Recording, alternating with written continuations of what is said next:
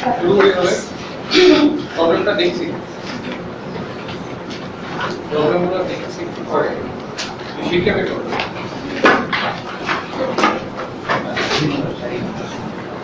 So what will page number 24?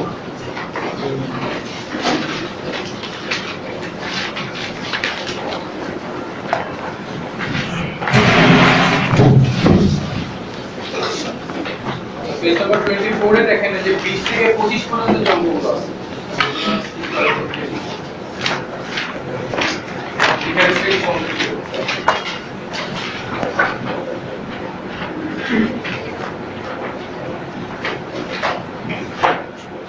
আর বাকিটা হচ্ছে এটা ডিসকাস করতে পারছি না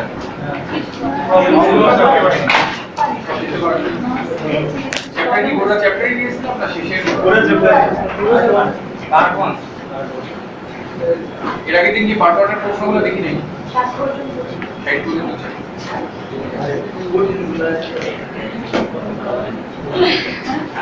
আমরা শুরু করি ইন্টারেস্টের অঙ্কগুলো সলভ করার জন্য আমরা একটা সূত্র দিয়ে দেখব সূত্রটা হচ্ছে এরকম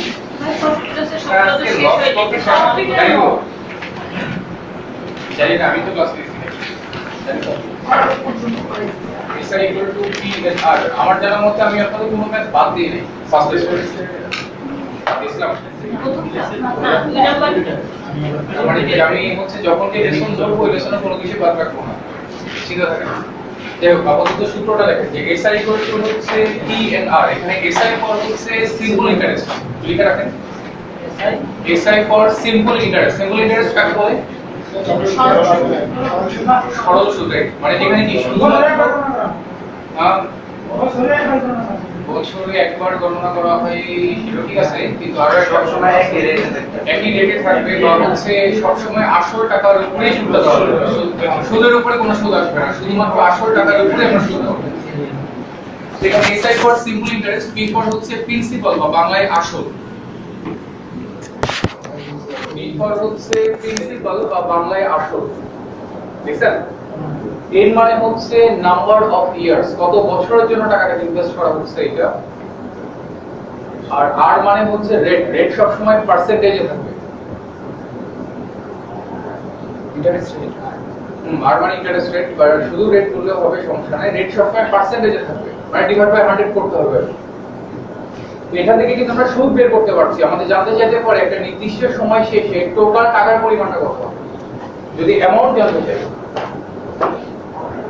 অ্যামাউন্ট যদি জানতে চাই তাহলে সূত্র হচ্ছে প্রিন্সিপাল তো থাকবেই তার সহ কি সুদটাও থাকবে that is P plus SI amount মানে কি বাংলায় হচ্ছে সুদ আসল সুদও থাকবে তার সাথে সাথে কি আসলটাও থাকবে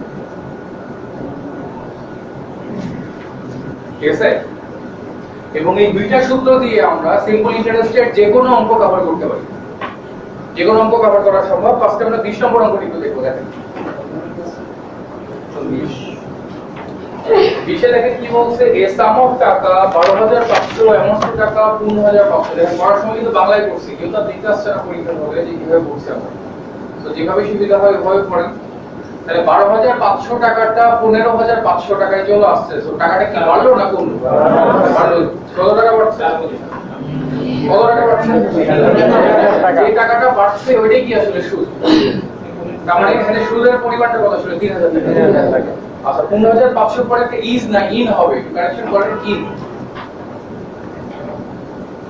in 4 years at the rate of simple interest 4 বছরে সিম্পল ইন্টারেস্ট রেটে আপনাকে চিন্তা করতে হবে তো জানতে হচ্ছে what is the rate of ইন্টারেস্টের পরিমাণটা কত সো আমরা যদি এখন সুদের মানটাকে বসাই আমরা যদি সুদের মান বসাই 12500 টাকাটা 15500 হয়ে যাচ্ছে তার মানে আমরা সুদ পাচ্ছি কত টাকা 3000 টাকা যেখানে আমাদের প্রিন্সিপাল কত 12500 টাকা নাম্বার অফ ইয়ার্স বলছে 4 বছর রেট জানতে হচ্ছে এবং রেট সবসময় পার্সেন্টেজ থাকবে r/100 আর এর মানটা আমরা এখানে বের করে ফেলতে পারবো না কাটারি করে দেখেন তো আর এর মান কত আসে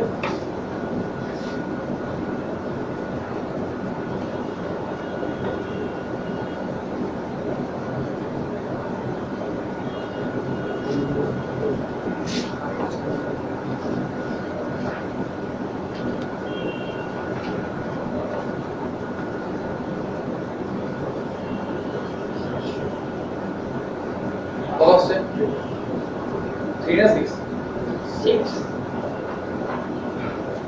কাটাকাটি কি করা যাচ্ছে?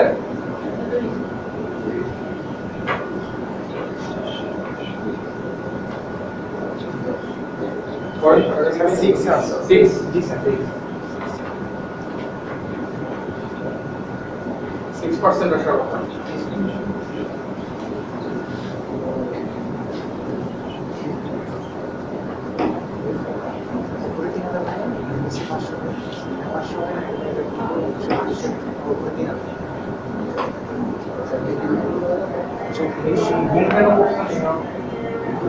কাটাকাটি তো করতেই হবে, এই করে কাটাকাটি করাটা বড় দিন আছে না,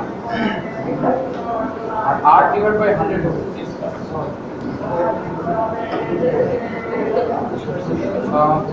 তারপরে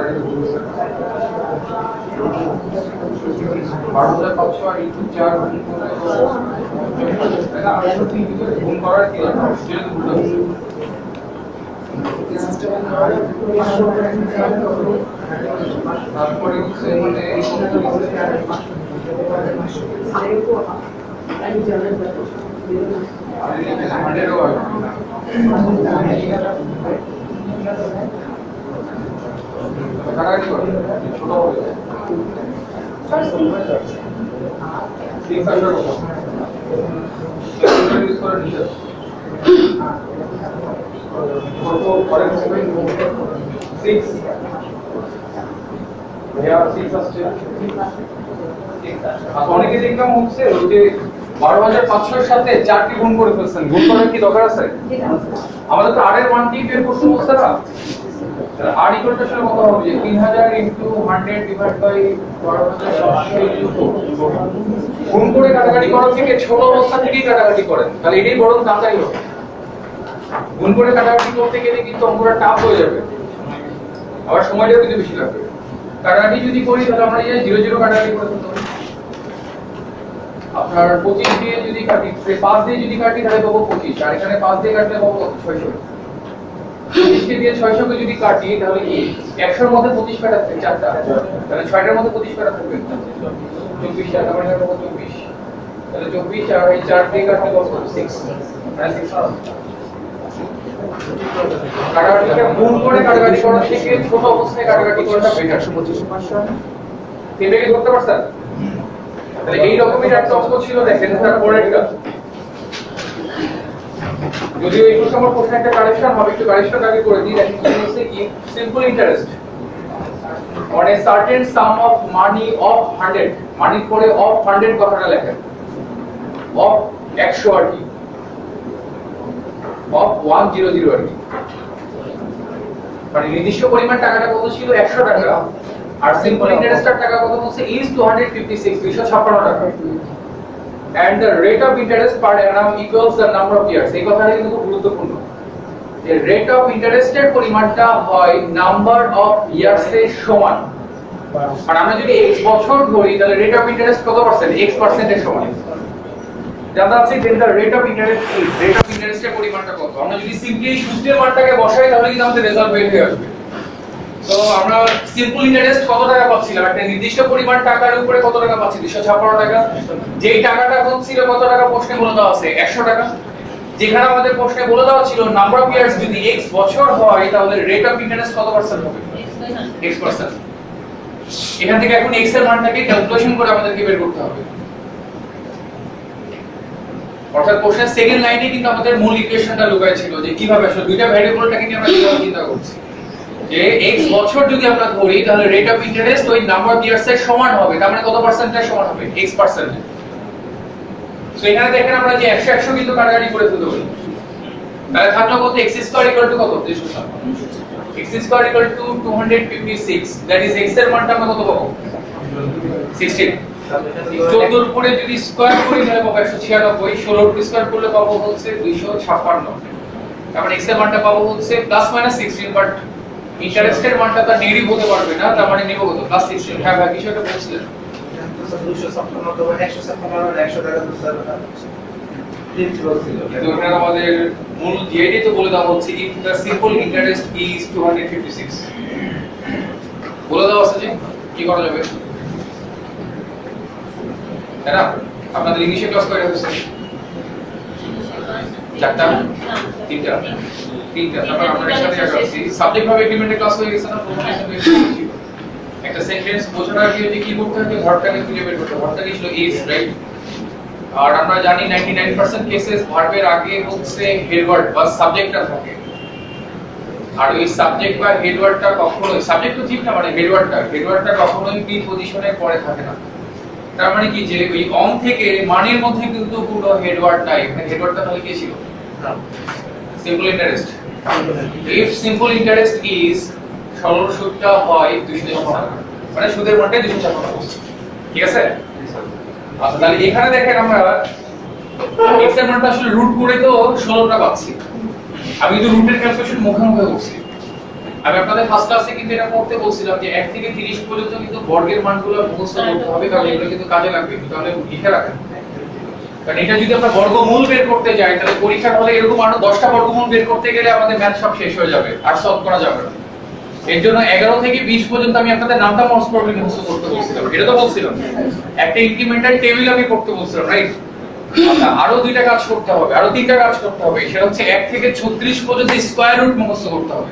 স্কয়ার রুট মানে কি? বর্গমূল। 1 থেকে 36 পর্যন্ত স্কয়ার রুট মুখস্থ করতে হবে। তবে মেইনলি কাজে লাগে 1 থেকে 10 পর্যন্ত। 1 থেকে 11 পর্যন্ত কিউবের মান মুখস্থ করতে হবে। কিউব মানে কি? পাওয়ার কত? 3। আরেকটা জিনিস মুখস্থ করতে হবে, সেটা হচ্ছে 1 থেকে 30 পর্যন্ত বর্গের মান। এই মানগুলো যদি আপনার জানা থাকে তাহলে যেটা হবে যে আপনার ক্যালকুলেশনের টাইমটা শর্ট হয়ে যাবে।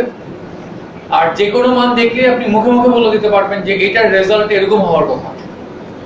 যেহেতু আমাদের ক্যালকুলেটর ইউজ করতে দিবে না, ক্যালকুলেটরের সাবস্টিটিউট আপনার মাথায় তৈরি করতে হবে। কথা কি বুঝাতে পারছি? সো আগামী ক্লাসের মধ্যে যে কাজটা করবেন সেটা হচ্ছে 1 থেকে 11 পর্যন্ত কিউবটা মুখস্থ করবেন। আর 1 থেকে 11 কিউব মানে কি? 1 এর উপরে 3, 2 এর উপরে 3, 4 এর উপরে 3 এর পাওয়ার আর কি 3, রাইট? আরটা মুখস্থ করবেন সেটা হচ্ছে 1 থেকে 30 পর্যন্ত বর্গের মান। আর এর পরের ক্লাসে রুটটা পড়তে দিব। একবারে পড়তে যেন না, একবারে পড়তে গেলে আবার মনে থাকবে না। একবার পড়ার পরে ওগুলো একটু লিখে ফেলবেন, তাহলে মানগুলো মাথাতে গেঁথে যাবে। আর বর্গের মানটা সবচেয়ে বেশি পরিমাণে কাজে লাগে 1 থেকে 25 পর্যন্ত। 1 থেকে 25 পর্যন্ত সবচেয়ে বেশি কাজে লাগে, বাট আমি আপনাদের রিস্ক ফ্রি থাকার জন্য 1 থেকে 30 পর্যন্ত পড়তে বলছি। আর কেউ যদি হচ্ছে একেবারেই রিস্ক অ্যাভার্সিভ হন, মানে কোনোভাবেই রিস্ক নিতে রাজি না, তাহলে 1 থেকে 60 পর্যন্ত পড়বেন। তবে 1 থেকে 60 পর্যন্ত কাজে লাগে না। আর আমার জানা মতে আপনার 1 থেকে 10 পর্যন্ত বর্গের মান তো পারার কথা। 1 থেকে 10 পর্যন্ত তার সমস্যা হয় না। তার মানে আসলে মেইনলি পড়তে হবে কি 11 থেকে 20। 11 থেকে 20 একটু দেখবেন। আচ্ছা, যাই হোক, তাহলে আমরা এখানে যেটা পাচ্ছিলাম, দেখেন x² = 256, তাহলে x এর মানটা আমরা কত পাচ্ছি? 16%। যদি আমাদের রেট অফ ইন্টারেস্ট জানতে চাই তাহলে কত পার্সেন্ট হবে? 16%। যদি জানতে চাই বছরের মানটা কত, তাহলে কত বছর হবে? 16%। কি জানতে চাচ্ছে আমাদের কাছে? the rate of interest is, rate of interest কত পার্সেন্টের সমান? কত পার্সেন্টের সমান? 16%-এর সমান। এই পর্যন্ত কি বোঝা গেছে? এর পরের যে অঙ্কটা আছে দেখেন 22, এর একটু অ্যাপ্লাইড অঙ্ক। অঙ্কটা খুবই সহজ, আইসিডিও আসলে সলভ হয়ে যায়, বাট একটু অ্যাপ্লাইড এই সেন্সে, কারণ আপনাকে সরল সুদের কিছু জিনিস একটু বুঝতে হবে। একটা জিনিস মনে রাখবেন, সরল সুদের পার্সেন্টেজটা কিন্তু ওই যে বলছিলেন যেটা প্রতি বছরের সমান না, প্রতি বছরের ক্ষেত্রে আসলে সমান। আসলে কম্পাউন্ডের ক্ষেত্রেও কিন্তু সরল সুদের পরিমাণটা প্রতি বছর সমানই থাকে। ঝামেলা যেটা সেটা হচ্ছে যে কম্পাউন্ডের ক্ষেত্রে সুদের উপরে সুদ চিন্তা করতে হয়, আর সিম্পলি কি শুধুমাত্র আসল টাকার উপরে সুদ চিন্তা করতে হয়। তো আসল টাকার উপরে সুদ চিন্তা করার জন্য প্রতি বছরে সুদের টাকাটার পরিমাণ কিন্তু সমান থাকে, কিন্তু কম্পাউন্ডে কিন্তু প্রতি বছরের সুদের পরিমাণের টাকাটা কিন্তু সমান থাকবে না। কথাটা একটু লিখে রাখেন যে সিম্পল ইন্টারেস্টের ক্ষেত্রে, সিম্পল ইন্টারেস্টের ক্ষেত্রে প্রতি বছরে সুদের টাকাটা সমান হয়। সিম্পল ইন্টারেস্টের ক্ষেত্রে প্রতি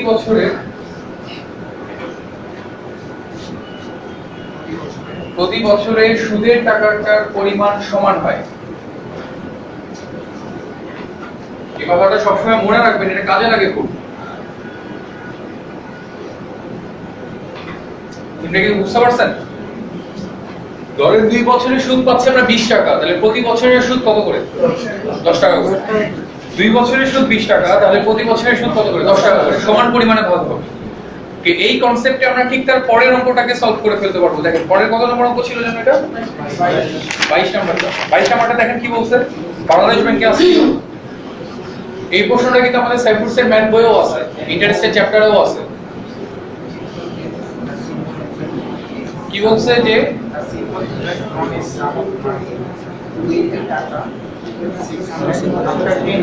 আচ্ছা, এটার মানে কি যে একটা নির্দিষ্ট পরিমাণ টাকার উপরে 10 বছরের সুদ হচ্ছে কত টাকা? 600 টাকা। 600 টাকা। ঠিক আছে, নির্দিষ্ট পরিমাণ টাকাটা কত এটা কিন্তু বলে দেওয়া নাই। সো আপনি যা ইচ্ছা তাই ধরতে পারবেন, কোনো সমস্যা নেই। তো একটা নির্দিষ্ট পরিমাণ টাকার উপরে আমাদের সুদের পরিমাণটা, সুদের টাকার পরিমাণটা বলছে কত টাকা? 600 টাকা। কত বছরের সুদটা পাবো? 10 বছরে। আচ্ছা, তারপরে কি বলবো?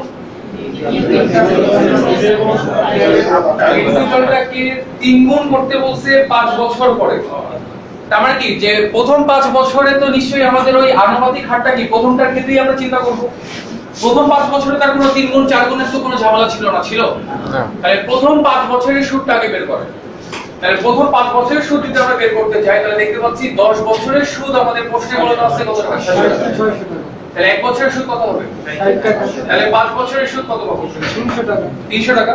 এটা কি প্রথম 5 বছরের সুদ কিন্তু আমরা বের করলাম, ফার্স্ট 5 ইয়ার্স। প্রথম 5 বছরের সুদ আমরা দেখতে পাচ্ছি কত টাকা? 300 টাকা। এখন পরবর্তী 5 বছরের জন্য আমাদের হাতে সুদের টাকার পরিমাণটা কত? বাকি 300 টাকা। পরবর্তী 5 বছরের জন্য সুদের পরিমাণ কত? বাকি 300 টাকা। কিন্তু যেহেতু আমাদের প্রশ্নে বলা দেওয়া হচ্ছে পরবর্তী 5 বছরে যে প্রিন্সিপালটাকে 3 গুণ করা হচ্ছে, তাহলে কিন্তু সুদের পরিমাণটা কত গুণ হয়ে যাবে? তাহলে পরবর্তী 5 বছরের ক্ষেত্রে যেটা হবে, আমাদের হাতে अवेलेबल সুদ ছিল 300 টাকা। যেহেতু প্রিন্সিপালটা 3 গুণ করে দেওয়া হচ্ছে, তাহলে কিন্তু সুদের পরিমাণটাও 3 গুণ হয়ে যাবে। তাহলে কত টাকা হবে? 900 টাকা। জানা আছে কি? এখন লাস্ট লাইনে দেখেন, what will be the total interest at the end of the 10th year? 10 বছর শেষে আমাদের টোটাল ইন্টারেস্টের টাকার পরিমাণটা কত হবে? তাহলে প্রথম 5 বছরের সুদ আমরা দেখতে পাচ্ছি 300 টাকা এবং শেষের 5 বছরের সুদ দেখতে পাচ্ছি 900 টাকা। তাহলে টোটাল সুদের পরিমাণটা কত? 1200 টাকা। কিভাবে 900 টাকা হচ্ছে এটাকে পরে ব্যাখ্যা করছি, আপাতত এটা একটু নিয়ে নেন। কিভাবে ধরতে পারছেন যে প্রথম 5 বছরের সুদ আমরা দেখতে পাচ্ছি কত টাকা? 300 টাকা। 10 বছরের সুদ যদি 600 টাকা হয় তাহলে 5 বছরের সুদ কি হবে? তার অর্ধেক হবে এক কথায় 300 টাকা। এবং পরবর্তী 5 বছরের জন্য আমাদের হাতে সুদের পরিমাণ কত টাকা ছিল? বাকি 300 টাকা। বাকি 300 টাকা কিন্তু বলছে যেহেতু সুদের প্রিন্সিপালটা 3 গুণ হয়ে যাচ্ছে, তাহলে সুদের পরিমাণটাও কত গুণ হয়ে যাবে? 3 গুণ। কথাটা একটু হালকা নোট নিয়ে রাখেন এই পরবর্তী 5 বছরের পরে। কথাটা ব্র্যাকেট দিয়ে একটু লিখে রাখেন যে যেহেতু প্রিন্সিপাল 3 গুণ হয়ে যাচ্ছে, ওটা আমি প্রমাণ করে দেখাই দিচ্ছি, বাট এই অঙ্কের ক্ষেত্রে এতটুকু চিন্তা করলে চলবে। যেহেতু প্রিন্সিপাল 3 গুণ হয়ে যাচ্ছে, সেহেতু সুদের টাকাটাও 3 গুণ হয়ে যাবে।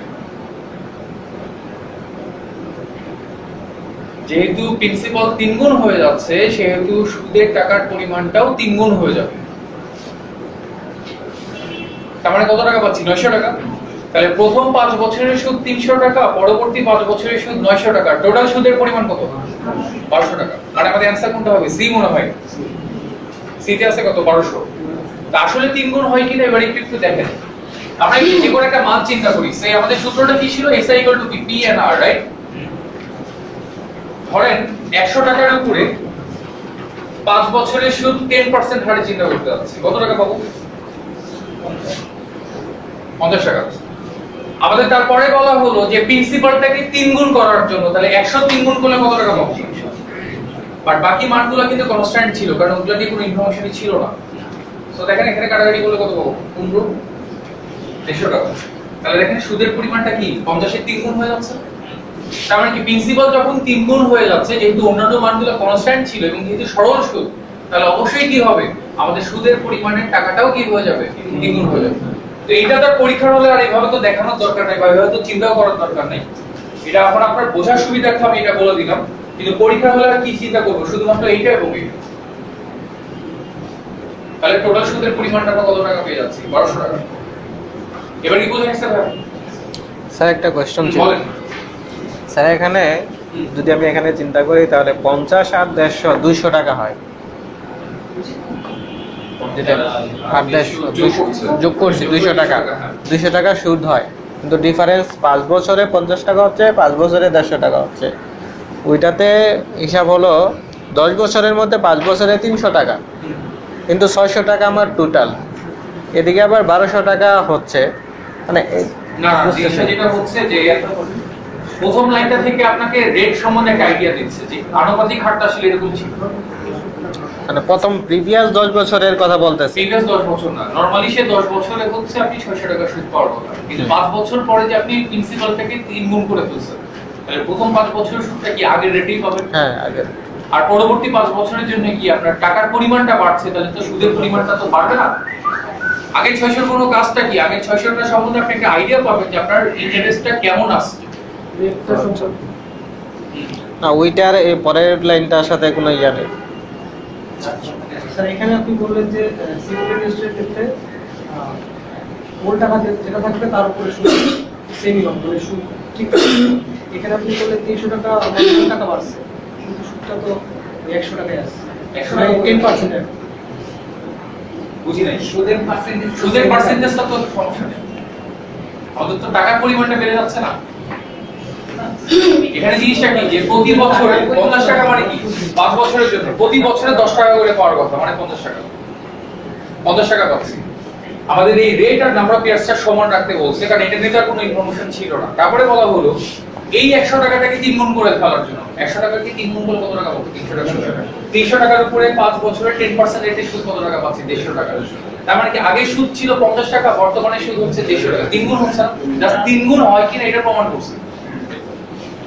আমাদের তো বাকি মানগুলো তো দেওয়া নাই, সো বাকি মানগুলো নিয়ে চিন্তা করাটা হচ্ছে আমাদের বোকামি। যে যেহেতু প্রিন্সিপালটাকে 3 গুণ করা হচ্ছে, সুদের টাকার পরিমাণটাও 3 গুণ হবে, সহজ কথা হলো এটা। ঠিক আছে, আর ওইটাকে প্রুফ করার জন্য এই লাইনটা লিখছি। এই লাইনটা আগের অঙ্কের সাথে মানে জরুরি কোনো ক্যালকুলেশন না, এটা আপনারা বোঝার জন্য এই কাজটা করছেন। পরীক্ষার হলে এটা চিন্তা করার দরকার নেই বা এটা লেখারও দরকার নেই। আমরা চিন্তা করব কি যে 10 বছরের সুদ যদি 600 টাকা হয়, তাহলে 5 বছরের সুদ কত টাকা? 300 টাকা। আর পরবর্তী 5 বছরের জন্য সুদ কত আমাদের? বাকি 300 টাকা, কারণ টোটাল সুদ কত টাকা ছিল? 600 টাকা। 600 এর মধ্যে থেকে 300 চলে গেলে থাকলো কত? বাকি 300 টাকা। যেহেতু প্রিন্সিপাল 3 গুণ হয়ে যাচ্ছে, সো বাকি সুদ তার কত গুণ হয়ে যাবে? 3 গুণ, মানে 900 টাকা। তাহলে টোটাল 10 বছরের সুদ আমরা কত টাকা পাচ্ছি? 1200 টাকা। ইয়ার এবং ইন্টারেস্ট রেট অপরিবর্তিত থাকলে এটা পসিবল। আসল 3 গুণ করলে সুদ হয়ে যদি 4 গুণ হয় তাহলে 4 গুণ হয়ে যাবে সুদ, যদি 5 গুণ হয় তাহলে 5 গুণ হয়ে যাবে, 6 গুণ হলে সুদের টাকাটাও 6 গুণ হয়ে যাবে। কে তারপরে তাহলে 23 24 25 এই তিনটা অঙ্ক ছিল কম্পাউন্ড ইন্টারেস্টের অঙ্ক, যদিও 24 এ সিম্পল সহজ চিন্তা করতে হবে, এই যে পরে দেখছি আমরা। 24 আর 25 আগে একটু দেখে ফেলি। কম্পাউন্ড ইন্টারেস্ট মানে কি? চক্রবৃদ্ধি সুদ। চক্রবৃদ্ধি কাকে বলে? যেখানে কি আমরা আসল টাকার উপরে তো সুদ পাবোই, সুদের উপরে সুদ পাবো। আবার হচ্ছে সুদের উপরেও কিছু টাকা সুদ পাওয়া যাবে। এবং এই চক্রবৃদ্ধির অঙ্কগুলো সলভ করার জন্য আমরা একটা সূত্র দিয়ে দেখব। সূত্রটা হচ্ছে এরকম, amount equal to p1 i to the power n। এখানে a ফর হচ্ছে অ্যামাউন্ট, একটু লিখে রাখেন। a মানে হচ্ছে অ্যামাউন্ট, অ্যামাউন্ট মানে কি? সুদ আসল। p মানে হচ্ছে প্রিন্সিপাল বা বাংলায় কি? আসল। i মানে ইন্টারেস্ট, আর n মানে হচ্ছে নাম্বার অফ ইয়ার্স। a মানে হচ্ছে অ্যামাউন্ট, অ্যামাউন্টের বাংলাটা কি? সুদ আসল। মানে সুদও থাকবে তার সাথে সাথে আসলটাও থাকবে। আচ্ছা, তারপরে ছিল p, p মানে হচ্ছে প্রিন্সিপাল বা বাংলায় কি? আসল। i মানে হচ্ছে ইন্টারেস্ট, i মানে হচ্ছে ইন্টারেস্ট। সাইটো সুদের হার না? আরও দিতে পারেন একই কথা, আপনি x ও দিতে পারেন একই কথা, আপনার বোঝানোর কথা আর কি। আর n মানে হচ্ছে নাম্বার অফ ইয়ার্স। আর এখানে আইডিয়ার অর্থটা হচ্ছে যে আসলে সূত্রটাকে ঠিক এভাবেই পাওয়া গেছে ম্যাথমেটিক্সে, ইন্টারেস্ট রেট, যার কারণে আই দিয়েই কাজ করছে। আর আই যে দিতেই হবে এমন না, আপনি x ধরলেও কোনো সমস্যা নেই, আপনার বোঝানোর কথা। আর n মানে নাম্বার অফ ইয়ার্স। কি সমস্যা? আইটা ইন্টারেস্ট রেট হবে না, মানে ফুল মিনিং i মানে হচ্ছে ইন্টারেস্ট রেট, কিন্তু আসলে কিন্তু ইন্টারেস্ট, কারণ ডিভাইড বাই 100 টা করে ফেলতে হয়। আমাদের তো আর ক্যালকুলেটর ইউজ করতে দিবে না, সো আমরা ডিভাইড বাই 100 করেই কাজ করব। ধরেন 5% বলছে, তো এই লেখার নিয়ম হচ্ছে 1 + 0.05। 5% মানে আসলে আমরা এইভাবে কাজ করব না, 5 বাই 100 ধরেই কাজ করব, মানে আমরা রেট ধরেই কাজ করব। হোয়াটএভার যদি আমাদের এখান থেকে এখন সুদ বের করতে বলে তাহলে সুদ বের করার সূত্রটা কি হবে? অ্যামাউন্ট থেকে প্রিন্সিপালকে বাদ দিলেই কিন্তু আমাদের সুদটা বের হয়ে আসবে। মানে সুদ আসল থেকে আসলকে বাদ দিলেই আমরা সুদটা পেয়ে যাব। এই দুইটা সূত্র দিয়ে আমরা কম্পাউন্ড ইন্টারেস্টের যে কোনো অঙ্ক কভার করতে পারি, যদিও এই অঙ্কগুলো কিন্তু ঝামেলা আছে, মানে ক্যালকুলেশনটা বড় হয়। সো অঙ্কটাকে আমি এখন দুই রকম নিয়মে দেখাবো, কিন্তু এই মেথডে অঙ্কের ক্যালকুলেশনটা একটু হার্ড হলেও যদি এটাতে একটু মানে একটু প্র্যাকটিস করতে পারেন তাহলে এটা আয়ত্তে চলে আসবে। কিন্তু পরে একটা মেথড দেখাবো, ওই মেথডে একটু তাড়াতাড়ি হলেও সব অঙ্ক কিন্তু তাড়াতাড়ি হয় না। দুইটাই দেখাই দিচ্ছি, দুইটা নিয়ম কখন কোনটা অ্যাপ্লাই করতে পারবেন সেটাও বলে দিচ্ছি, বাট নরমালি এইটাতে কমফোর্টেবল ফিল করার কথা। ক্যালকুলেশনটা পরে হলেও আপনার কি সূত্রের মানটাকে বসাই দিলে রেজাল্ট বের হয়ে আসবে, কিন্তু পরের মেথডে ক্যালকুলেশনটা সহজ হলেও সূত্রে কিন্তু মান বসানোর কোনো কিছু নাই, বুঝে বুঝে কাজ করতে হবে। তো ফার্স্টে আমরা 24 নম্বর অঙ্কটা দেখি, দেখেন কি বলছে। Mr. Korim deposited টাকা 800 in a bank at 15% annual compound interest rate. রেটের পর একটা ফুল স্টপ হবে, ওখানে না। তাহলে মিস্টার করিম কত টাকা জমা রাখলো? 800 টাকা। কত পার্সেন্ট কম্পাউন্ড ইন্টারেস্ট রেটে জমা রাখছে? 15%। আর মানটা কত? 15। প্রিন্সিপালটা কত টাকা আমাদের? 800 টাকা। কি জানতে হচ্ছে? At the end of the second year, 2 বছর শেষে, তার মানে এখানে এর মানটা কত? 2। সো আমরা যদি মান বসাই তাহলে কি পাচ্ছি দেখেন। প্রিন্সিপাল হচ্ছে কত টাকা? 800 টাকা। 800 টাকা যে প্রিন্সিপাল, এটাই তো বোঝা যায় নাকি? কারণ এই টাকাই তো আমরা জমা রাখছিলাম। যেখানে আমাদের ইন্টারেস্ট রেটটা কত পার্সেন্ট বলেছে? 15%। আর নাম্বার অফ ইয়ার্সটা বলছে কত? 2। এটা ক্যালকুলেশন করলেই আমাদের সুদ আসল বা অ্যামাউন্টটা বের হয়ে আসবে, প্রশ্নটাই জানতে হচ্ছে। তো আমরা যদি এটাকে ক্যালকুলেশন করি, একটু খেয়াল করেন, লসাগু করেন, মানে 115 বাই 100 এর উপরে স্কয়ার, তার মানে আসলে কি করতে হবে? 800 এর উপরে আসলে 115%, কতবার? 2 বার না? এবার গত ক্লাস থেকে একটু রিকল করেন তো, আমি মনে বলছিলাম সুদ পাওয়া মানে কি আপনি আসলে বেশি পাচ্ছেন, তার মানে 15% বেশি পাবেন। 15% বেশি পাওয়া মানে 115%। কয় বছর 115% পাবো? 2 বছর। এইজন্য 115% কতবার? 2 বার। ওইভাবে চিন্তা করলে হবে। সো হোয়াটএভার, আমরা যদি এখন কাটাকাটি করি তাহলে এখানে কত পাবো? 0 0 কাটলাম, 4 দিয়ে কাটলে এখানে পাবো 2, 4 দিয়ে এটাকে কাটলে কত পাবো? 25। এটাকে 5 দিয়ে কাটলে পাবো 5, এটাকে 5 দিয়ে কাটলে পাবো 23, আবার এটাকে 5 দিয়ে কাটলে পাবো কত? 23। জাস্ট কাটাকাটিটা করেন। 46 না, 23 ইনটু 23 ছিল, 23 আর 23 গুণ করলে তো 46 না। না না, ওই 46 ইনটু 3। তাহলে পাচ্ছি মানটা কত? যে 2 ইনটু 23 ইনটু 23। তাহলে কত পাবো? এখানে 23 আর 23 এর গুণফল দেখেন, যে 1 থেকে 30 পর্যন্ত মুখস্থ করতে বলছিলাম না, 23 আর 23 কে গুণ করলে পাবো হচ্ছে আমরা 529। তাহলে 529 এর ডাবল আসলে কত? 1058। তার মানে 2 বছর শেষে আমরা টোটাল কত টাকা পাবো? 1058 টাকা। এখন এই নিয়মের ঝামেলাটা আসলে কোথায়? ঝামেলাটা হচ্ছে দেখেন, এই যে কাটাকাটিটা একটু টাফ হচ্ছিল না, কাটাকাটি করার পর আবার দেখতে পাচ্ছি গুণ করে তারপরে রেজাল্টটাকে বের করতে হচ্ছে। এই নিয়মটাও যে আবার যে খুব সহজ এমনটাও কিন্তু না, কারণ এটা ক্যালকুলেশনটা বড় হয়ে যায়, বাট এই মেথডে একটা সুবিধা হচ্ছে আপনার রেজাল্ট অবশ্যই অ্যাকুরেট আসবে। অ্যাকুরেট আসবে আই মিন হচ্ছে মানে সূত্রের মান বসালে রেজাল্ট বের হয়ে আসবে। এটা কি ধরা গেছে? তাহলে আমাদের হাতে কত টাকা ছিল? 800 টাকা। 800 টাকা আমরা 15% রেটে 2 বছরের জন্য ইনভেস্ট করতে যাচ্ছি। সো আয়ের মানটা ছিল 15%। আর নাম্বার অফ ইয়ার্স ছিল 2। কাটাকাটি করলেই আমাদের রেজাল্ট বের হয়ে আসছে যে টোটাল অ্যামাউন্টের পরিমাণটা কত। কত টাকা পাচ্ছি? 1058 টাকা। ঠিকটা কি ধরা গেছে? আচ্ছা, এবার আসেন সেকেন্ড মেথডটা বা অল্টারনেটিভ মেথডটা কি? অল্টারনেটিভ মেথডটা হচ্ছে আমরা প্রতি বছরের সুদটাকে আলাদা আলাদা ভাবে চিন্তা করি। এটাতে ক্যালকুলেশনটা সহজ হয়, কিন্তু এখানে যদি নাম্বার অফ ইয়ার্সটা 2 বছর না হয়, যদি বলতো 5 বছর, তাহলে কিন্তু নিয়মটা আবার কঠিন। তবে নরমালি 2 বছর 3 বছর পর্যন্ত ঠিক আছে। যেমন আমরা এখানে ফার্স্ট ইয়ারের সুদটাকে বের করব। ফার্স্ট ইয়ারের সুদ 800 টাকার উপরে 15% কত বছর সুদ বের করতে যাচ্ছি? 1 বছর। এইজন্য into 1, that is P M R. First ইয়ারে তো কম্পাউন্ডের কিছু নাই, কারণ সুদের উপরে তো সুদ ধরতে পারছি না, কারণ ফার্স্ট ইয়ারে তো আর এক্সট্রা কোনো সুদ নেই। তাহলে কত টাকা পাবো? 120 টাকা। দেখা যাচ্ছে না? লাইট কোর্সের জন্য তাহলে এখানে করি।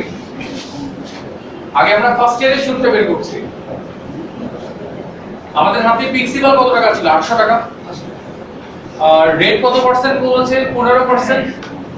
নাম্বার পিয়ার্সটা কত? 1। দেখেন আমরা কিন্তু এখানে PNR ধরে কিন্তু চিন্তা করছি। কত টাকা পাচ্ছি? 120 টাকা। কম্পাউন্ড বলা সত্ত্বেও PNR কেন চিন্তা করলাম বলতে পারবেন? তার প্রথম বছরে তার এক্সট্রা তো আমাদের কোনো সুদের টাকা নাই, তার মানে কি আসল টাকার উপরেই শুধুমাত্র সুদ পাবো। ঝামেলা যেটা হচ্ছে সেকেন্ড ইয়ারে যে কি হবে, সেকেন্ড ইয়ারে যে এই 800 টাকার উপরে তো 15% পাবোই। অনেকে এটা 920 চিন্তা করতে পারেন, বাট 920 আমরা চিন্তা করব না, কারণ এই 800 টাকার উপর 15% মানে আমরা অলরেডি একবার ক্যালকুলেশন করে ফেলছি। কত টাকা? 120 টাকা। সরাসরি নামাই দিতে পারবো, এটা আমি বোঝার জন্য লিখছি। এবং ওই 120 টাকার উপরে আমরা কত পার্সেন্ট পাবো? 15% পাবো। কারণ আমরা জানি কম্পাউন্ড মানে কি, যে সুদের উপরেও কিছু টাকা সুদ পাওয়া যায়। তাহলে সেকেন্ড ইয়ারে যে দেখতে পাচ্ছি সুদ কত টাকা, এখানে পাবো 120 টাকা, এখানে কাটাকাটি করলে 5 দিয়ে কাটলে পাবো হচ্ছে 3, এখানে 2 দিয়ে কাটলে 6, তাহলে 3 6 18 টাকা, মানে 138 টাকা। 920 একসাথে করলে 920 করলে সরাসরি চলে আসবে, আসবে। 920 ধরে করি নাই, এটা ইচ্ছাকৃত ছিল, কারণ 800 এর উপর 15% ক্যালকুলেটেড মানটা তো আমরা জানি, তো ক্যালকুলেশন ছাড়া আমি বসে দিতে পারছি।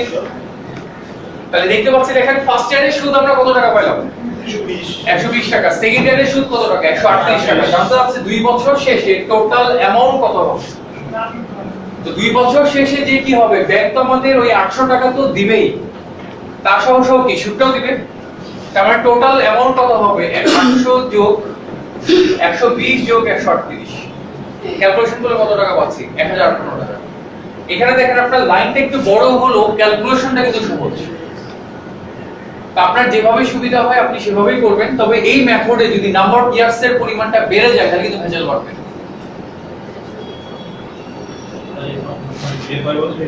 হ্যাঁ, তখন আবার যে 4 বছর যদি বলে, তার মানে কি থার্ড ইয়ারে যে কি 120 এর উপর আবার ধরতে হবে, 138 এর উপর আবার ধরতে হবে, আবার 800 টাকার উপরে ধরতে হবে। ঝামেলা কিন্তু তখন বাড়বে।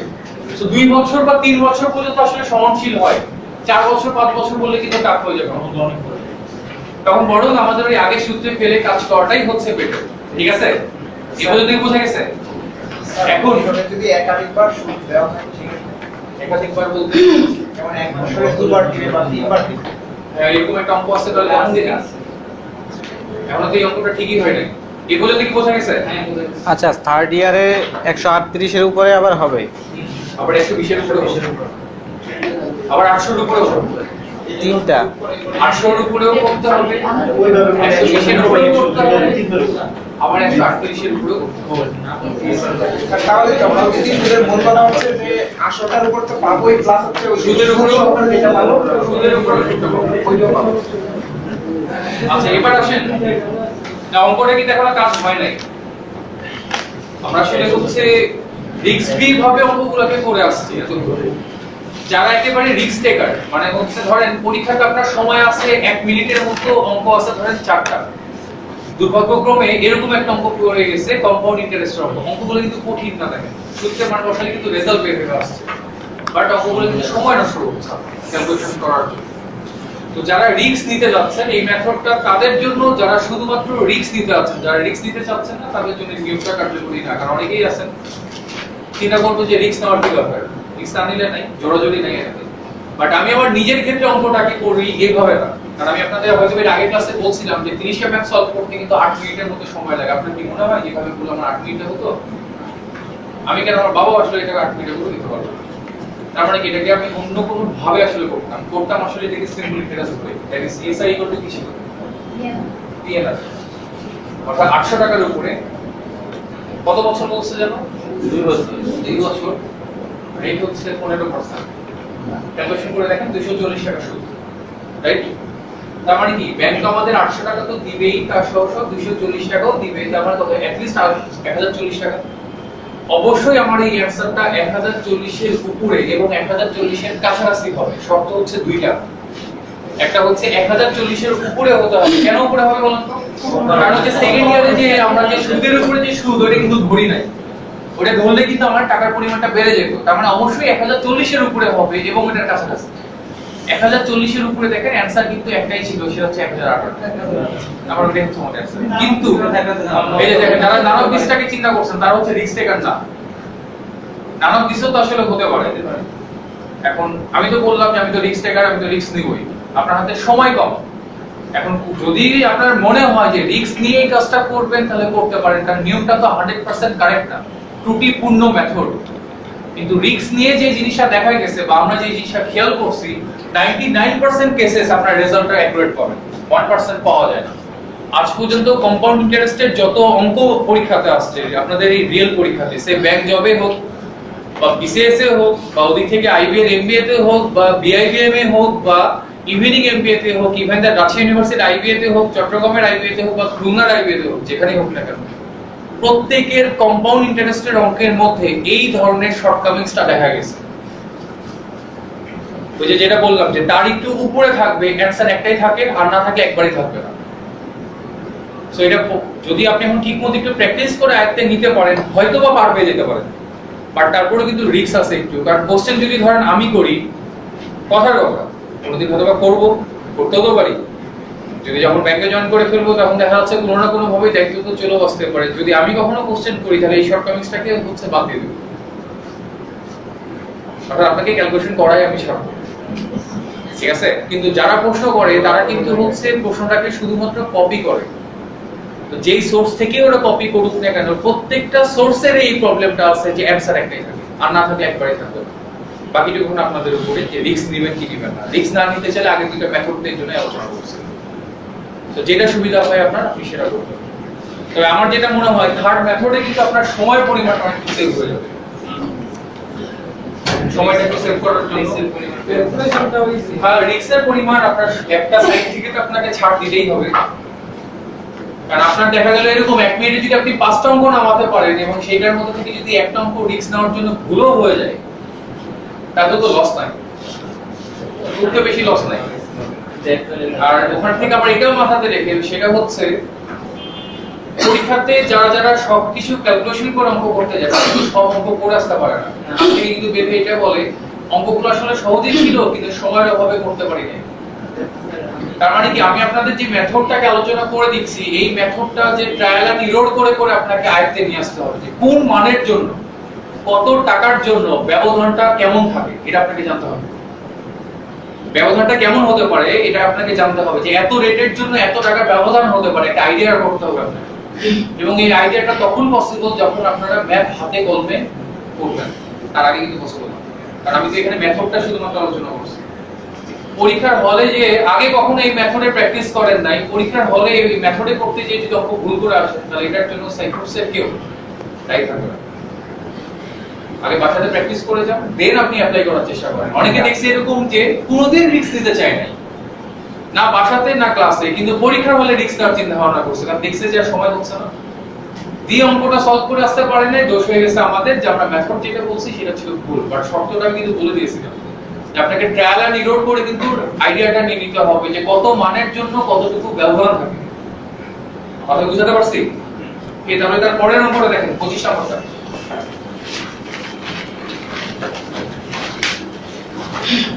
25 এ দেখেন কি বলছে, Laboni bought a 1-year টাকা 10,000 certificate of deposit that paid interest at an annual rate of 8% compounded semi-annually. Semi-annually মানে বছরে কতবার পাবো? দুইবার। এটাই তো আপনার প্রশ্ন ছিল। আচ্ছা এখানে রেটটা দেখেন, অ্যানুয়াল রেট বলছে না, তো বাৎসরিক রেট হচ্ছে 8%, বাট আমাদের ইন্টারেস্টটা দিতে যাচ্ছে প্রতি 6 মাস পর পর, তাহলে কিন্তু রেট আমরা 8% রেটে পাবো না, আসলে কি তার অর্ধেক রেটে পাবো। তার মানে কত পার্সেন্ট রেট? 4%। আর এক বছরে কয়টা 6 মাস থাকে? দুইটা। তো কি জানতে হচ্ছে, what was the total amount of interest paid on this certificate at maturity? Maturity মানে কি? ওই এক বছর শেষে টোটাল কি পরিমাণ সুদ পাওয়া যাবে এটা জানতে হচ্ছে। আমরা যদি ওই আগের এই মূল সূত্রের মানটাকে বসাই, আমাদের সূত্রটা কি ছিল? Amount equal to P1 plus I to the power n। তো আমাদের এখানে অ্যামাউন্ট কত টাকা ছিল? 1000 টাকা। প্রিন্সিপাল কত ছিল? 1000 টাকা। 10000 টাকা। আচ্ছা যেখানে আমাদের হচ্ছে রেট অফ ইন্টারেস্ট 8% বললেও আমরা কিন্তু 6 মাস পর পর চিন্তা করতে যাচ্ছি, তাহলে রেটটা কিন্তু 2 দ্বারা ভাগ করে ফেলতে হবে। তার মানে কত পার্সেন্ট রেটে আমরা ক্যালকুলেশন করব? 4%। আর নাম্বার অফ ইয়ার্স এখানে 1 বছর বলছিল, কিন্তু 1 বছরে আমরা কয়টা 6 মাস পাই? দুইবার, মানে দুইবার চিন্তা করতে হবে। সেখানে পাওয়ার হচ্ছে 2। ক্যালকুলেশন যদি করি দেখেন, তাহলে এখানে 10000 এর উপরে 104% কতবার পাবো? আর এখানে লসাগু করলে কত পাবো? 100 প্লাস 4 মানে 104 বাই 100, 104 বাই 100 যদি স্কয়ার ছিল। কাটাকাটি যদি করি তাহলে দেখতে পাচ্ছি 104 ইনটু 104 গুণ করেন, দেখেন গুণ করে কত আসে।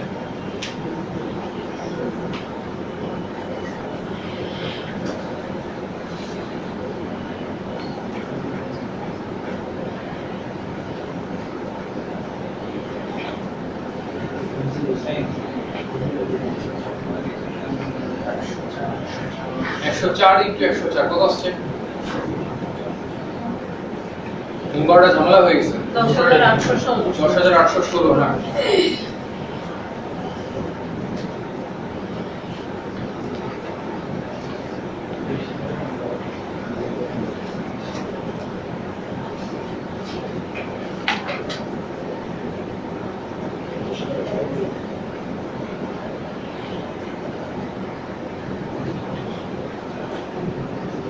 কত হচ্ছে? 10,816।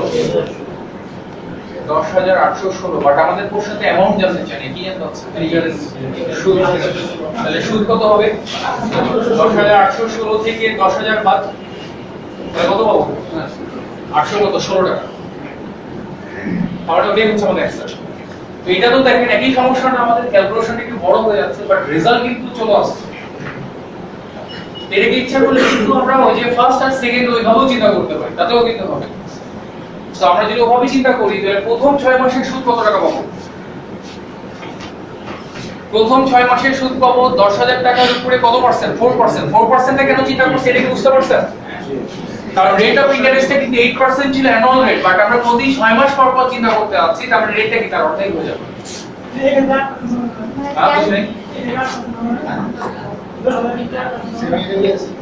বুঝি নাই 8% হবে কিনা? 8% ছিল কিন্তু ওখানে দেখা যাচ্ছে সেমি অ্যানুয়ালি দেওয়া হচ্ছে না। The annual rate is 8% but interest is paid semi annually. Semi annually মানে কি? প্রতি 6 মাস পর পর দিচ্ছি। তাহলে প্রতি 6 মাস পর পর রেটটা কি 8% রেটে কি দিবেন? না। কমাই দিতে হবে না? তাহলে কত পাবো? এটা যদি ক্যালকুলেশন করি তাহলে প্রথম 6 মাসে সুদ পাচ্ছি কত টাকা? 400 টাকা। আর সেকেন্ড 6 মাসে যে কি এই 10,000 টাকার উপরে 400 টাকা তো পাবোই, তার সহ কি 400 এর উপরে আবার 4% পাবো, মানে কত? 416 টাকা। জানতে হচ্ছে টোটাল সুদের পরিমাণটা কত। এই 400 আর 416 কে যোগ করে দিলে তো রেজাল্ট বের হয়ে আসবে কত? 816 টাকা। তাহলে দেখেন যে এই অঙ্কটার ক্ষেত্রে দেখলাম কি ওই সূত্র থেকে কিন্তু এটাতে তাড়াতাড়ি হচ্ছে যে প্রথম 6 মাসের সুদ আমরা পাচ্ছি 400 টাকা এবং সেকেন্ড 6 মাসের সুদ পাচ্ছি কত? 400 টাকা তো পাবোই, তার সহ কি 400 এর উপরে আমরা 4% পাবো, মানে কত? 416 টাকা। আর টোটাল সুদের পরিমাণটা কত টাকা পাচ্ছি? 816 টাকা। এটা কি হয়ে গেছে?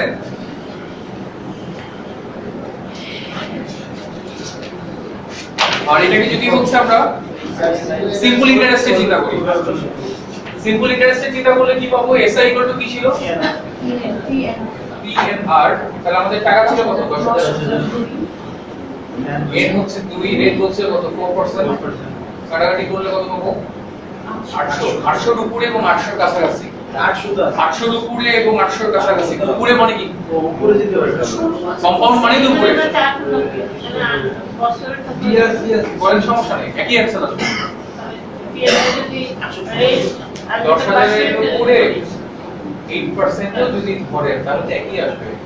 সিম্বলে তো চেঞ্জ হয় না, 800ই আসছে। তাহলে অ্যানসারটা কি হবে? যে 800 এর উপরে এবং কি 800 এর কাছাকাছি কোন একটা অ্যানসার দিতে হবে। এ তো অবশ্যই না।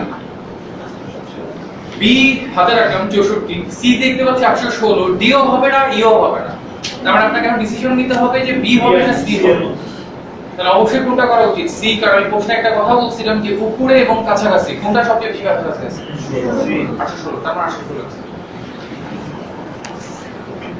এখন বাকি শুধু আপনাদের উপরে যে রিস্ক নেবেন কি নেবেন না। আমার দরকার ছিল মেথডটাকে নিয়ে আলোচনা করে দিয়েছি, প্র্যাকটিস করে এই মেথডটাকে এখন আপনাকে আয়ত্তে নিতে হবে। বাকিটুকু আল্লাহ তাআলার উপর ছেড়ে দেন। ঠিক, তাহলে 23 নম্বর প্রশ্নটা দেখি।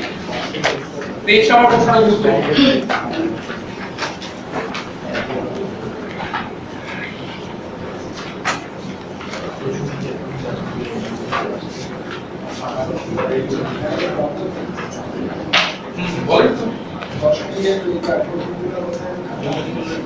দশমিকের কোন মূল্য জানো? এটা কি দশমিক পাওয়া গেছিল? এই অবস্থা আমার দ্রুত হতে হবে। যেমন হচ্ছে আমরা চাকরি পাই দিলাম 100, এটা যদি আমরা হচ্ছে 0.04 সাথে 1 যোগ করে এটা স্কয়ার করে ওর সাথে ওটা 800 করে আছে ওটা। কিন্তু দশমিকের স্কয়ার করতে জানো না। তাহলে জেনারেল মেথডেই করেন। এই যেরকম এখানে 104 আর 104 কি গুণ করছিলেন না? ওদের যে নিয়ম নাই কাজ আছে, বাট এক একটার জন্য আসলে এক একটা নিয়ম, এই জন্য একটা জিনিস দেখাই না। এদিকে যদি 100 গুণ করতাম তাহলে কত হয় না? বাট আমাদের তো নিশ্চয়ই মানে এক কথায় 100 এর উপর স্কয়ার মানে কত পাচ্ছে? 10,000। বাট আমাদের তো 100 এর উপর স্কয়ার না, 104 এর উপর স্কয়ার বের করতে হচ্ছে, তাই? তার মানে 100 থেকে 104 এর ব্যবধানটা কত? 4 কি বেশি না কম? বেশি। তাহলে এই 100 এর সাথে 4 কে যোগ করে দিব, তাহলে কত পাবো? 104। ব্যবধানটা কত ছিল? 4 বেশি ছিল। ওই 4 এর উপর স্কয়ার করলে কত পাবো? তাহলে 10,000। 10,000 4 বেশি ছিল, তার মানে 4 এর ডাবল নিতে হবে, 8 নিতে হবে, তার মানে 10,800। আর 50 এর ক্ষেত্রে শুধুমাত্র ওই মানটাকেই যোগ করে দিব। দেখাচ্ছি ওটাও। 100 থেকে 104 এর ব্যবধানটা কত? 4 বেশি, তাহলে 4 এর ডাবল করলে কত পাবো? 8। 100 এর সাথে 8 কে যোগ করলে কত পাবো? 108। এবং ব্যবধানটা কত ছিল? ব্যবধানটা কত ছিল? 4। তাহলে 4 এর উপর স্কয়ার করলে কত পাবো? 16, মানে 10,800। এরকম হচ্ছে দেখেন 50 এর উপর যদি স্কয়ার বের করতে বলে, 50 এর উপর স্কয়ার মানে কত? 2500। সে আপনাকে 51 এর উপর স্কয়ার বের করতে বলছে। এখানে কি হবে? 50 থেকে 51 এর ব্যবধান কত? 1 বেশি। এখানে ডাবল করার দরকার নেই, শুধু একটা যোগ হয়ে যাবে 26। এবং ব্যবধানটা কত ছিল? 1 বেশি ছিল। 1 এর উপর স্কয়ার করলে কত পাবো? 1। একটা তো এক ডিজিটের সংখ্যা পাচ্ছি, তাহলে তার বামে একটা শূন্য বসাবো, 26 হয়ে। সে যদি আপনাকে 52 এর উপর স্কয়ার বের করতে বলে, তাহলে 50 থেকে 52 এর ব্যবধানটা কত? 2 বেশি। 25 এর সাথে 2 যোগ করলে কত পাবো? 27। ব্যবধানটা কত ছিল? 2 বেশি ছিল। 2 এর উপর স্কয়ার করলে কত পাবো? 4। এক ডিজিট যেহেতু, তাহলে তার বামে একটা শূন্য বসিয়ে দিব। স্কয়ার করে একটা আবার সেটা সেম ক্লাস কি হলো স্কয়ার ওই সূত্রে ফেললে হয়। তো আসলে মেথড আসলে অনেকগুলাই আছে, কিন্তু যেটাতেই জান না কেন আপনাকে কিন্তু প্র্যাকটিস করে মেথডটাকে আয়ত্তে নিতে হবে।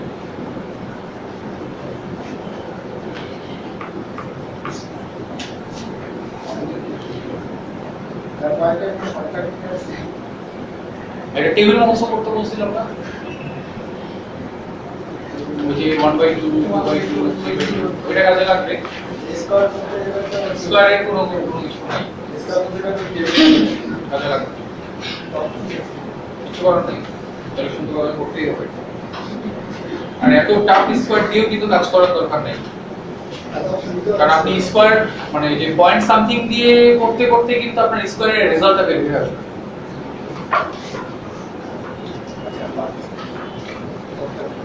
আচ্ছা, তাহলে এবার 23 নম্বরটা দেখবো। 23 নম্বর প্রশ্নটা গুরুত্বপূর্ণ ছিল। দেখেন,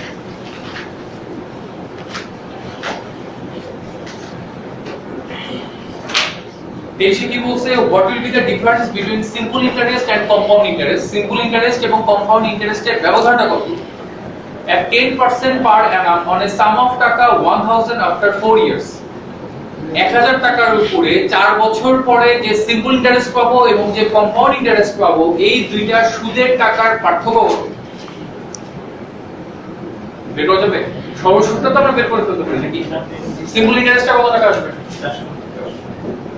এই 1000 টাকার উপরে কত বছর? 4 বছর, 10% রেট, তাহলে কত টাকা পাবো? 400 টাকা। এখানে তো আর হচ্ছে আমাদের তো আর সিম্পল ইন্টারেস্টটা তার কাউন্ট করার তার কোনো উপায় নেই, কারণ আমরা তো আর জানি না যে কম্পাউন্ডটা কত আসবে। তাহলে কম্পাউন্ডটা বের করব। কম্পাউন্ডের তাহলে সূত্রটা কি হবে? Amount equal to p1 + i to the power n, right? আমাদের হাতে টাকা ছিল তাহলে 1000 টাকা, রেট বলছে 10%, নাম্বার অফ ইয়ার্স বলছে কত? হয় ক্যালকুলেশন তো আচ্ছা, ক্যালকুলেশনটা আস্তে বলবো মানে কি? আমরা স্পিড আস্তে বলবো না আমরা ভয়েসটা আস্তে বলবো? আস্তে করবে। আচ্ছা, আস্তে আস্তে বলছি। তোলা বুঝতে পর্যন্ত শুদ্ধ যে মান বসাইছে এটা তো বুঝতে পারছেন। এখন আপনারা বলেন এখানে কি করা উচিত? আপনি যদি 1.10 দিয়ে মানে পাওয়ার 4 করেন, তাহলে গুণ করাটা কিন্তু টাফ হয়ে যাবে। বরং আপনি কাটাকাটি করে কাজ করেন। কাটাকাটি করে যদি কাজ করতে চাই তাহলে 10000, এখানে পাবো কত? 110/100 1000 উপরে 110/100 পাবো না? দশক বললে কত পাবো? 110 নিচে 100 কতবার পাবো? 4 বার।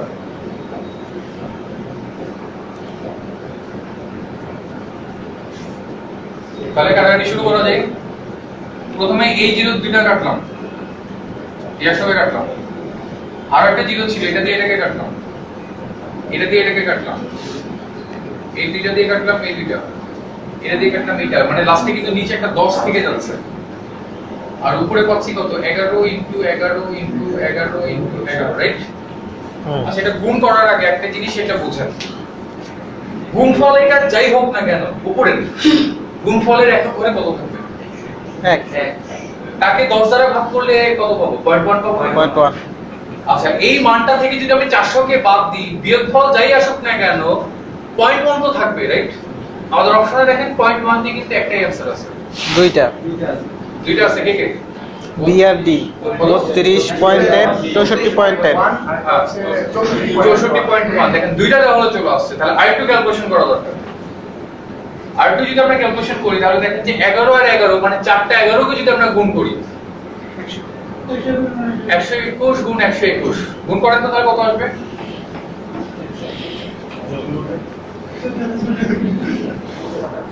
হুম, 14 64 10 আসার কথা,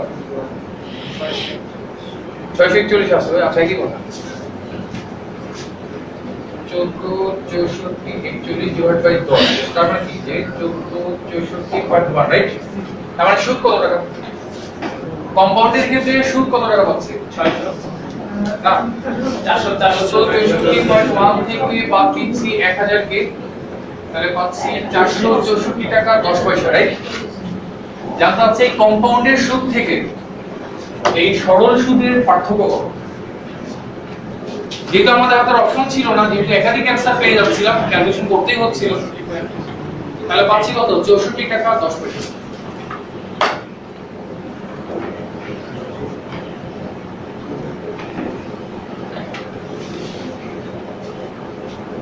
কম্পাউন্ডের সুদ পাচ্ছি আমরা 464 টাকা 10 পয়সা, সিম্পল ইন্টারেস্টের সুদ পাচ্ছি 400 টাকা। জানতে হচ্ছে দুইটা সুদের ব্যবধান কত?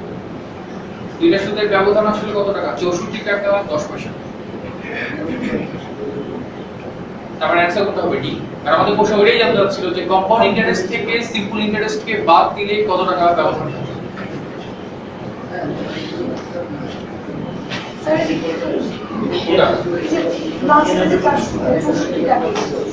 ওই যে আমাদের এখানে কম্পাউন্ডের সুদ কত? এটা সরল সুদ কত?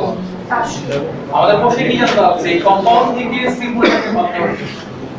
তাহলে 464 টাকা 10 পয়সা থেকে 400 কে বাদ দিতে হবে, তাহলে 64 টাকা 10 পয়সা।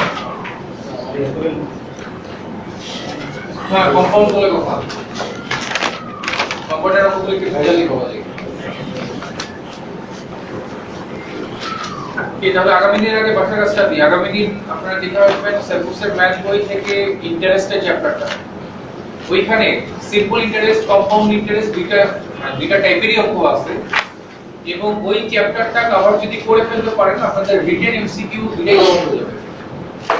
আমি বুঝাতে পারছি? তো হাতে কলমে অঙ্কগুলো একটু দেখার চেষ্টা করবেন। কথা মনে থাকবে? প্রফিট এন্ড লসের কত? প্রফিট এন্ড লসটা আজকে ধরবো, বাট প্রফিট এন্ড লস থেকে আজকে কোনো কাজ দিব না, কারণ একই সাথে দুইটা চ্যাপ্টার করতে দিলে আবার করবেন না, আর কোনোটাই তখন হবে না, বড় একটাই করেন। ইন্টারেস্টটা করেন, ইন্টারেস্টটা অঙ্ক বেশি নাই, সব মিলাই আর কি, উদাহরণ বিগত সালের কোশ্চেন সবকিছু মিলাই 45 এর মতো অঙ্ক হবে সবগুলো করে। এবং আমাদের টার্গেট থাকবে হচ্ছে যখন যে চ্যাপ্টার ধরবো তখন ওই চ্যাপ্টারের যত রকমের অঙ্ক হতে পারে সব অঙ্ক কভার করে ফেলা, যাতে সেকেন্ড টাইম ওই চ্যাপ্টার আর ব্যাক না করতে হয়, যা থাকবে একবারে ঝামেলা চলে যাবে। কারণ আজকে থেকে 3 মাস পরে বা আপনাদের যখন কোর্সটা কমপ্লিট হয়ে যাবে তখন যাতে আবার লেকচার শিট নিয়ে না স্টাডি করতে হয়, তখন অন্য কিছু স্টাডি করবেন, তখন কোনটা স্টাডি করবেন? বিগত সালের কোশ্চেনগুলো একটু দেখবেন, আইপি এর এমবিএ এর কোশ্চেনগুলো দেখবেন, আইপি এর বিবিএ এর কোশ্চেনগুলো দেখবেন, কারণ ওখানে প্রশ্ন কপি হয়। তো সেকেন্ড টাইম আরেকবার লেকচার শিট দেখা বা আরেকবার সেলফোসের ম্যাথ বই দেখাটা কিন্তু বোকামি। সো এখনই যা করার একবারে করে ফেলেন, কোনো ম্যাথ সেকেন্ড টাইম কিন্তু করার সুযোগ পাবেন না, কারণ আপনি বরং এটা করেন যে অন্যান্য ম্যাথ আরো বেশি করে পারেন, নতুন টাইপের কিছু জিনিস সলভ করেন। একই জাতীয় জিনিস কিন্তু বারবার করে আপনার মানে কমন আর কিন্তু পাবেন না। কমন পাওয়ার স্কোপটাকে বাড়ানোর জন্য এই কাজটা করতে হবে। সো যে চ্যাপ্টার একবার হাত দিবেন ওই চ্যাপ্টারে যা আছে নারী নক্ষত্র একবারে জানানো চলে করতে তো হবে। আচ্ছা এবার আসেন তাহলে স্টেপ 2 এ একটু চলে আসি। প্রফিট এন্ড লসের কি অঙ্ক ছিল?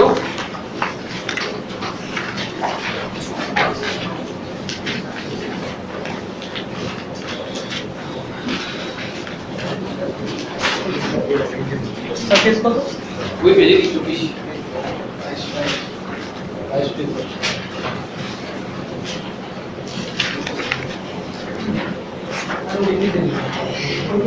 16 নাম্বারটা দেখেন কি বলছে। At a shop shirts are sold for 20% less than the price marked, making a 25% profit on its cost. এটা মানেটা কি? মার্ক প্রাইস মানে হচ্ছে গায়ে লিখিত মূল্য। একটা প্রোডাক্টের গায়ে দেখবেন একটা গায়ের দাম লেখা থাকে, সেটা হচ্ছে মার্ক প্রাইস বা ট্যাগ প্রাইস। নরমালি এই প্রাইসটা থেকে 20% লেস দামে বিক্রি করা হয় এবং তারপরও দেখা যায় কি যে 25% লাভ হচ্ছে। কি বলছে? If each shirt is mark টাকা 500, যদি প্রত্যেকটা শার্টের গায়ে লিখিত মূল্য 500 টাকা হয় তাহলে এটা সেলিং প্রাইসটা বের করতে পারবো না? তাহলে নরমালি আমরা কি করছি, এই সেলিং প্রাইসটা যদি বের করতে যাই 500 টাকা ছিল গায়ে লিখিত মূল্য, নরমালি আমরা 20% লেসে বিক্রি করি। 20% লেসে বিক্রি করা মানে কত পার্সেন্ট দাম পাওয়া যায়? 80%, মানে কত টাকা? 400 টাকা। আর প্রশ্নে বলে দেওয়া হচ্ছে এই 400 টাকা দরে বিক্রি করা মানেই হচ্ছে কস্টের উপরে 25% লাভ পাওয়া যায়। কথাই বুঝাতে পারছি? এখানে একটু লিখে রাখেন কথাটা, কারণ এই জিনিসগুলো যদি একবার ধরে ফেলতে পারেন তাহলে এই টাইপের অঙ্কগুলো অনেক সহজ হয়ে যায়। একটু ব্র্যাকেটে লিখে রাখেন যে এই 400 টাকা দরে বিক্রি করা মানেই হচ্ছে কস্টের উপরে 25% লাভ করা। সেলিং প্রাইস কত টাকা পাচ্ছি? 400 টাকা। তার নিচে ব্র্যাকেটে দিয়ে লিখে রাখেন, পরীক্ষার হলে এটা মনে করে কাজ করতে পারলেই চলবে। যে এই 400 টাকা দরে বিক্রি করা মানেই হলো, এই 400 টাকা দরে বিক্রি করা মানেই হলো কস্টের উপরে 25% লাভ করা। 400 টাকা দরে বিক্রি করা মানেই হলো কস্টের উপরে 25% লাভ করা। আর প্রফিট হচ্ছে আমাদের কত পার্সেন্ট? তাহলে 25%। তাহলে আমরা যদি কস্ট 100 টাকা করি, তাহলে সেলিং প্রাইস কত টাকা হবে? 25% লাভে 125 টাকা। আমাদের কাছে কস্টটা জানতে হবে, তাহলে আমরা কিভাবে চিন্তা করব যে সেলিং প্রাইস যদি 125 টাকা হয় কস্ট আসলে কত টাকা? তাহলে একে কত? 400 টাকা। এটা ছিল সেলিং, এটা ছিল কি কস্ট। যে সেলিং প্রাইস যদি 125 টাকা হয় 20% প্রফিটে, তাহলে কি কস্ট হচ্ছে কত টাকা? 100 টাকা। বাট আমাদের 100 টাকা তো না, আমাদের জানতে হচ্ছে কি 400 টাকা সেলিং হলে আসলে কত হবে। তাই একে কত? 400 টাকা। ক্যালকুলেশন করে দেখেন যে কত আসে।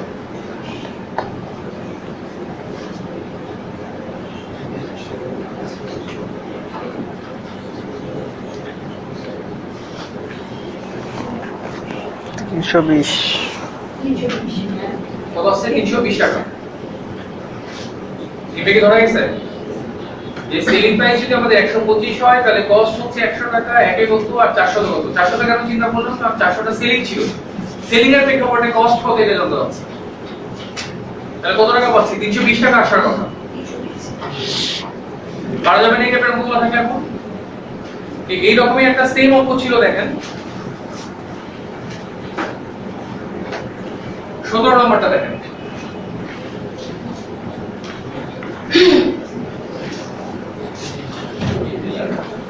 কি বলছে? a retailer bought a chair from the wholesaler for টাকা 800।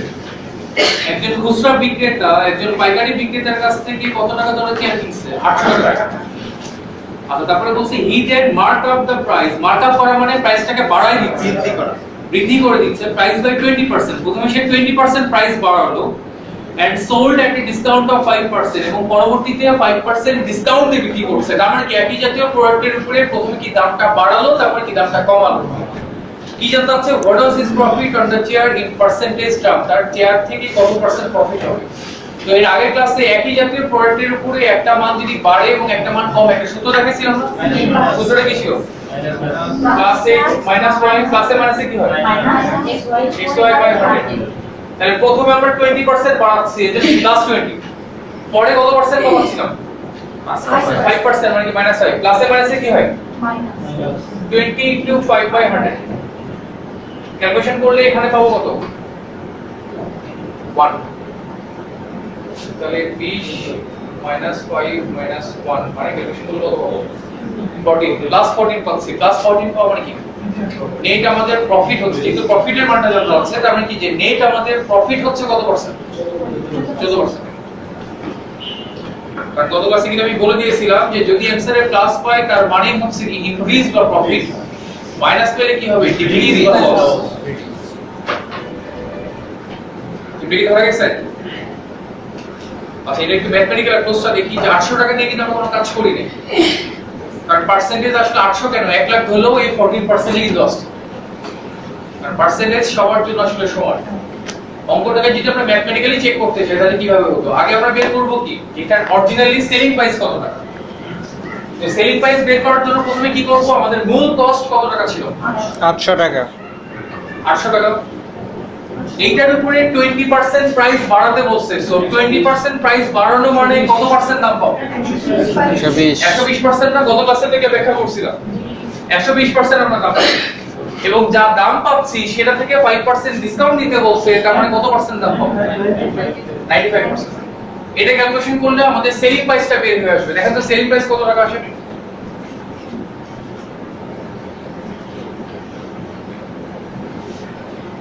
এটা ক্যালকুলেশন করলে আমাদের সেলিং প্রাইসটা আসবে দেখেন সেলিং প্রাইসটা কত টাকা আসে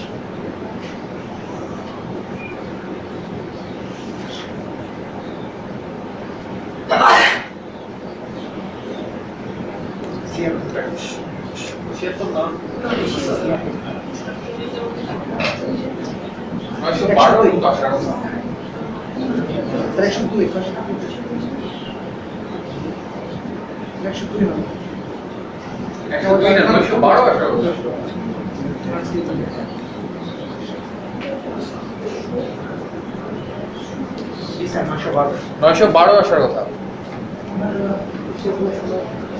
তাহলে আমরা বিক্রি করতে আসছি প্রোডাক্টটা কত টাকা দিয়ে 912 টাকা দিয়ে তাহলে আমাদের লাভ হলো না লস হলো টাকাটি করলে 912 পাওয়া যাবে তাহলে ক্যালকুলেশন করে যদি 912 পাই তাহলে কি দাঁড়ালো যে আমাদের প্রফিট হচ্ছে না প্রফিট কত টাকা হয় 112 তাহলে প্রফিট হচ্ছে আসলে 912 থেকে 812 112 টাকা আমাদের কাছে প্রফিট কত টাকা হবে এটা তো জানতে চাচ্ছি কি জানতে চাচ্ছি পার্সেন্টেজ অফ প্রফিট তাহলে আমরা এবার বলবো কি যে 800 টাকায় প্রফিট হয় 112 টাকা একে কত 100 টাকা অঙ্কটা অনেক বড় হয়ে গেল বড় সূত্রে ফেলেই আমরা পরীক্ষাতে আসলে কাজ করব যে 800 টাকায় প্রফিট হয় 112 টাকা একে কত 100 টাকা দেখেন কত পার্সেন্ট আসে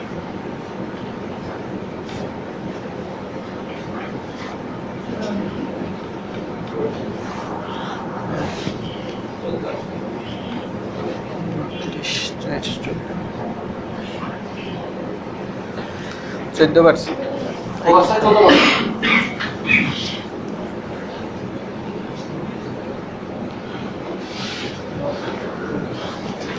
একটু আগের বিষয়গুলো আসেন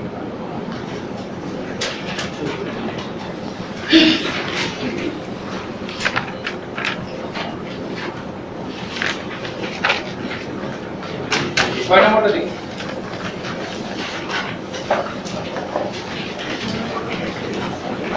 কি বলতে জি না হ্যাঁ ছয় নম্বরটা দেখেন পার্সেন্টেজ সিঙ্গুলার কম্পোজিশন কি বলছে এই company makes a profit of 5%